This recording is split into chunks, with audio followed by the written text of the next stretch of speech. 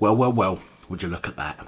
Another police inspector up on misconduct charges for touching kids. I haven't found any information that suggests that Humberside Police Inspector Craig Mattinson has been to court over this matter, but he is facing a misconduct hearing later this month.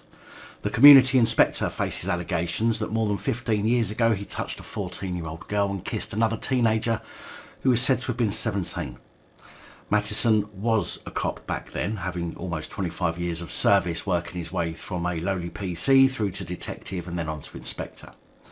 The first allegation is that between April 2003 and April 2005, Inspector Mattinson engaged in contact with a 14-year-old girl, both on and off duty, which was unprofessional, sexual and or inappropriate in nature. In particular, he is alleged to have contacted the girl by phone without a legitimate policing purpose.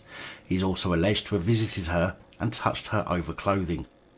The second allegation says that in or around 2004, Inspector Mattinson engaged in contact with a 17-year-old girl who was living with the 14-year-old girl relating to the first allegation, both on and off duty, which was unprofessional, sexual and or inappropriate in nature.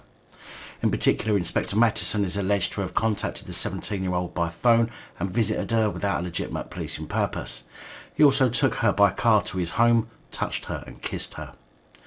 Of course, as this has not, as far as I can tell, been in court, then we can't say he's guilty. We will of course have our opinions, but there appears to be enough evidence from his misconduct hearing to determine on the balance of probabilities if he is guilty.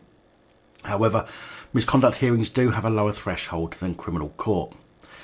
If, however, he is found to have the allegations proven at misconduct hearing, then that's good enough for me to say he's a pedo. But until then, due to the lack of court involvement, it's hard to say for sure.